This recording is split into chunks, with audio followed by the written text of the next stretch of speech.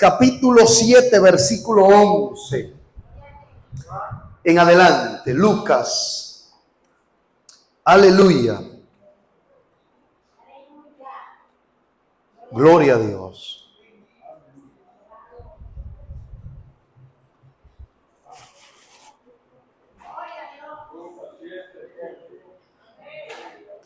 Leemos en el nombre de Jesús. Aconteció después que él iba a una ciudad llamada Naín, y marchaban junto con él bastante de sus discípulos y una gran multitud. Cuando llegó cerca de la puerta de la ciudad, he aquí que sacaban a enterrar a un difunto, hijo único de su madre, y ella era viuda. Y estaba con ella un grupo considerable de la ciudad. Cuando el Señor la vio, fue movido a compasión sobre ella y le dijo: no llores. Y se acercó y tocó la camilla mortuoria, y la que lo llevaban se detuvieron. Y él dijo: joven, yo te digo, levántate. Entonces el muerto se incorporó y comenzó a hablar, y él se lo dio a su madre. El temor se apoderó de todos y glorificaban a Dios diciendo: un gran profeta ha surgido entre nosotros, y Dios ha visitado a su pueblo.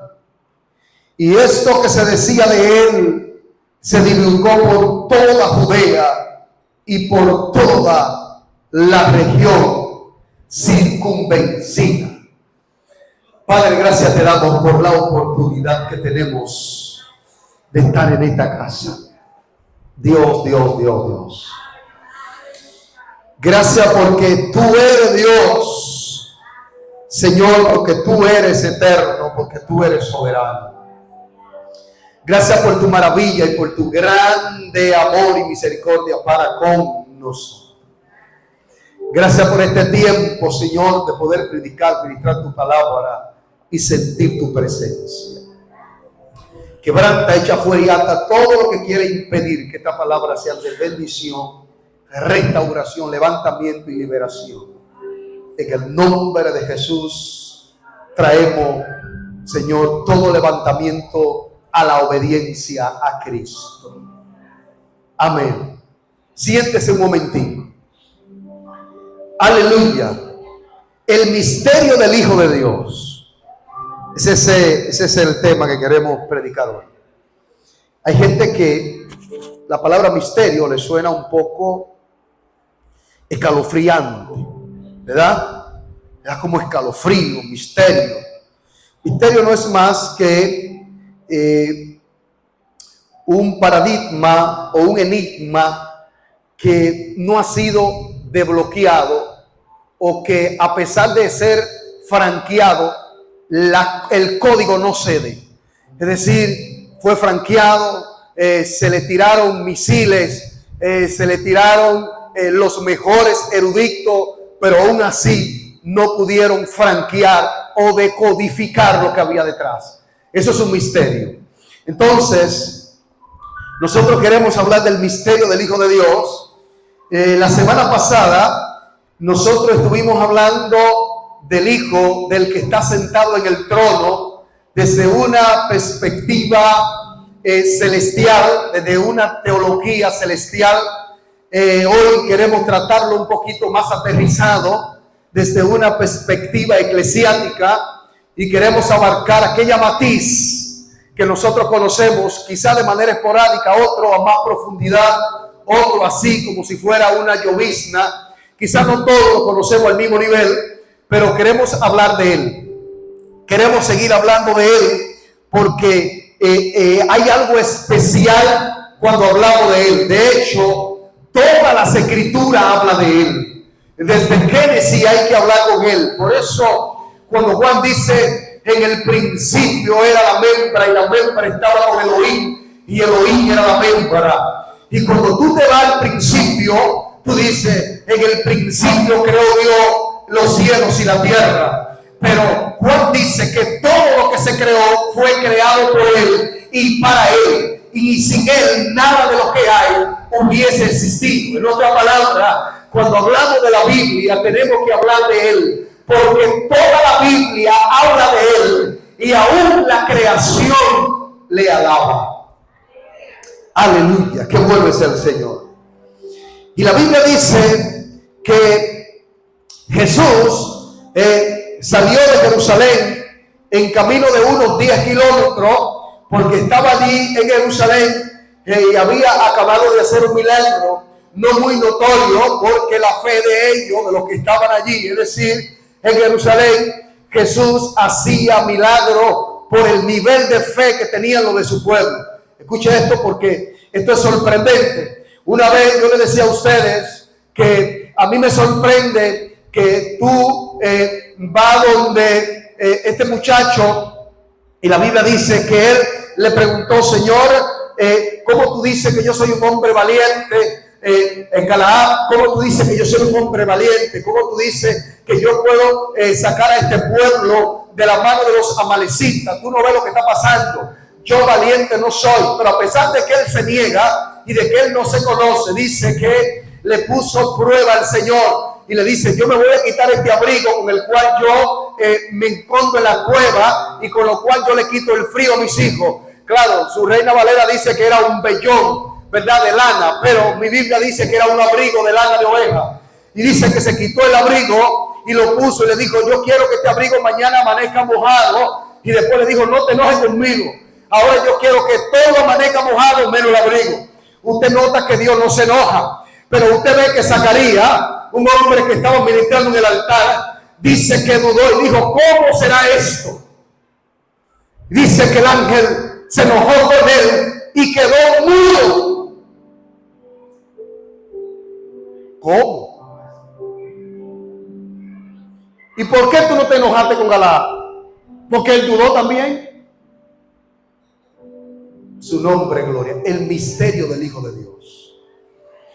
Y la Biblia dice que en Israel, en el pueblo en el que lo esperaba, dice que por la fe de ellos no se hicieron muchos milagros allí. Entonces pareciera ser que el poder de Jesús está limitado a mi fe. No, el poder de Jesús no está limitado a mi fe. Mi beneficio está limitado a mi fe, porque el milagro es quien me beneficia, es a mí, no a Jesús. Él no necesita milagro, él no necesita manifestarse, él no necesita sanar, él no necesita salvar. Él es quien, su poder no se va a extinguir, porque yo creo o no crea. El quien beneficia el milagro es el que tiene fe, y se supone que en el pueblo de Dios es que más fe debe haber. Y dice que en su pueblo los milagros eran pocos porque el pueblo tenía muy poca fe. Bueno, pues se retiró a 10 kilómetros del lugar, al suroeste, 10 kilómetros, a una ciudad llamada Naín. Naín, que era una ciudad muy filantrópica, una ciudad que era muy extrovertida, una ciudad, de hecho el nombre Naín viene del griego, del hebreo Najin, que significa alegre o hermosa, o que se alegra por su hermosura. Y eran personas que vivían en fiesta, que vivían en celebración, que vivían haciendo, aleluya, festividades, que vivían haciendo celebraciones. ¿Cuáles celebraciones? Celebraciones judías. Es decir, era una ciudad que se alegraba en Dios.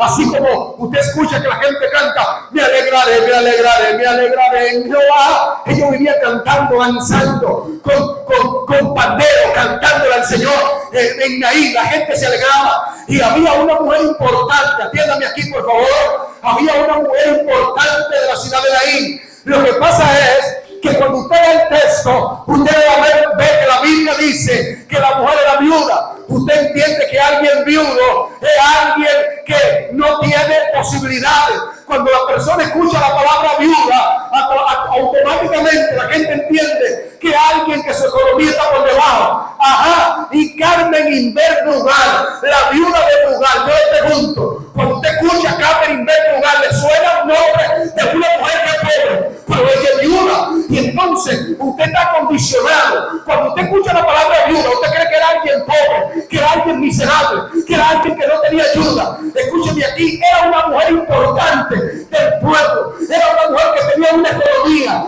pero hay un problema. En el tiempo de ella, las mujeres no administraban nada, solo los hombres administraban. Por tanto, a la mujer no solo se le murió el hijo, se le murió la empresa, se le murió su casa, se le cayó el banco, se le cayó la chequera. La mujer gritaba todo.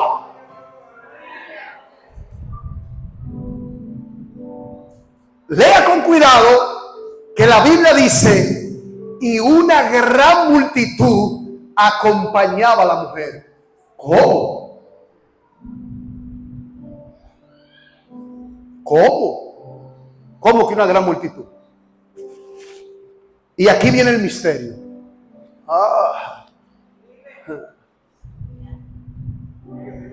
La Biblia dice que ellos saliendo y Jesús llegando, se encontraron en la puerta. Miren que Naín era una ciudad tan alegre que no tenía cementerio dentro de ella.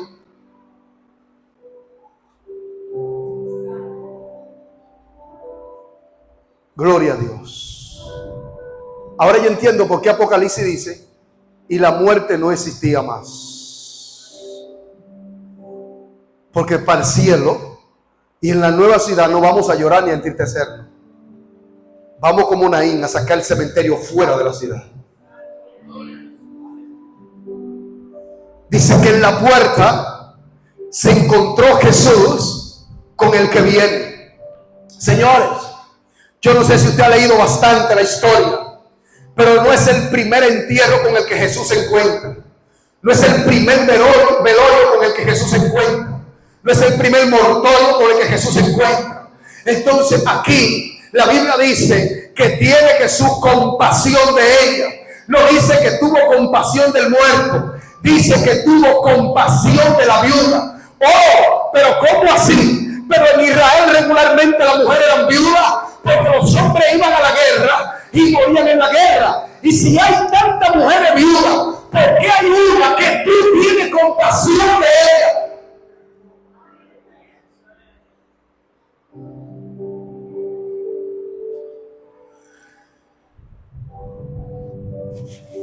Usted, paseándose por la Biblia, ¿no se ha hecho esa pregunta? La Biblia estaba llena de mujeres viudas que le mataban a su marido y sus hijos en la guerra.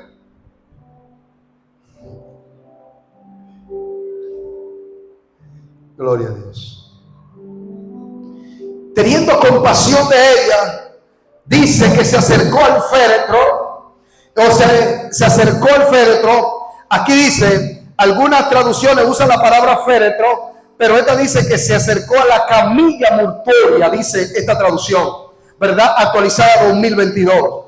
Que se acercó a la camilla, pues usted sabe que lo envolvían, y luego que lo envolvían, lo ponían en una camilla. Y pareciera ser que las gentes están asombradas. Pareciera ser que la gente está, dice, y gran asombro cayó sobre ellos, porque se levantó un hombre que iba a ser sepultado y comenzó a hablar. Pareciera ser un gran milagro, ¿sí o no? Pareciera ser algo increíble. Si alguien que nosotros vamos a enterrar en el camino se levantara, podía la gente decir, wow, qué milagro, mira, se levantó. Déjeme decirle que en Israel eso era algo normal, ver que un muerto se levantara. De hecho, había una creencia, atención aquí, había una creencia que la persona la dejaban 3 días antes de sepultarla. ¿Sabe por qué? Porque ellos creían que todavía el espíritu rondeaba por ahí y volvía a ver. Porque había una enfermedad llamada catalepsia, era donde la gente se quedaba sin respiración y el latido del corazón es tan bajito que no se puede medir, y la gente quedaba en reposo. A mucha gente, muchas tumbas que se han abierto y han encontrado el féretro arañado, porque se dieron cuenta que el tipo estaba vivo. ¿De dónde usted cree que viene la creencia? No, déjalo 24 horas. ¿De dónde usted cree que surge eso? Era porque la catalepsia no te permitía respirar, o sea, o los signos están tan por debajo que no se marcan, pero tú sigues vivo. Es decir, para ellos era algo normal ver que un tipo se levantara. Pero ¿por qué la Biblia dice que cayó gran asombro y la gente decía, un gran profeta se ha levantado entre nosotros? Número uno, Carlos Ramos, porque los hijos de los ricos eran extirpados los órganos cuando iban a ser sepultados. Número dos, el muchacho no murió de enfermedad. Solo los que morían de enfermedad como Lázaro lo enterraban con todo y sus órganos. El que no moría por enfermedad lo embalsamaban para que durara más. Y como era un hijo de rico, mientras más el cuerpo duraba, más tú podrías en la postremería llevar flores e ir a llorar al cementerio. Era normal. Por eso tú dices la Biblia que pasado el día de reposo, las mujeres fueron a llorar al sepulcro. Era normal que tú visitaras el sepulcro, que tú lloraras los sepulcros. Ahora, ¿por qué la ciudad se asombra? La ciudad se asombra porque el tipo que abrió y le sacó el hígado dijo, pero yo estaba ahí, él no puede hablar, yo fui el que le saqué los órganos, yo fui el que lo preparé. ¡Ah!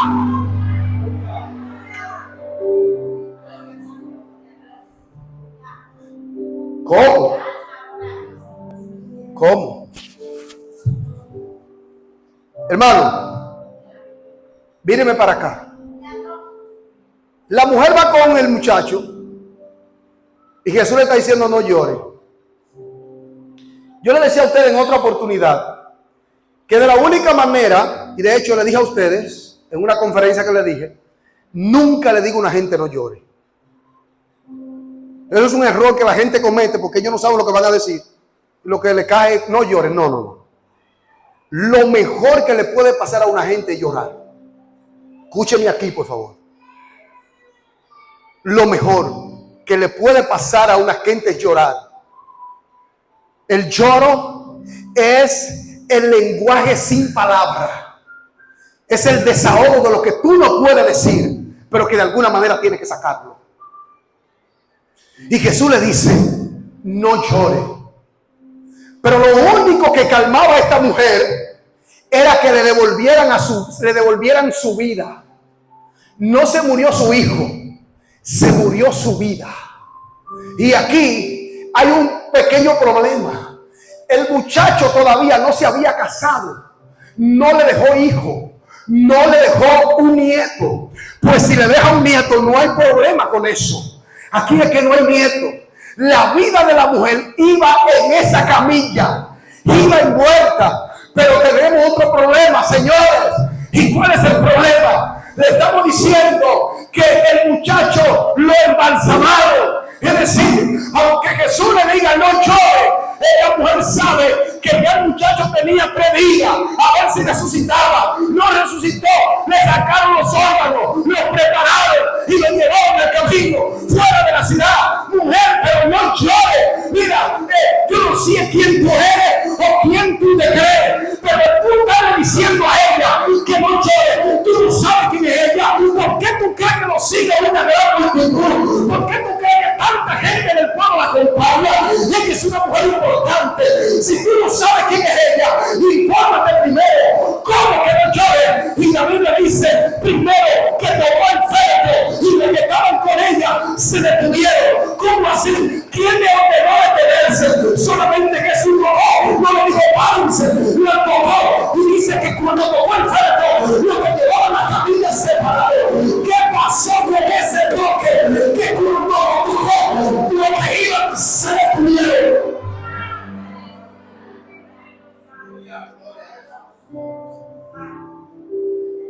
Yo no sé. Lee la traducción suya, a ver.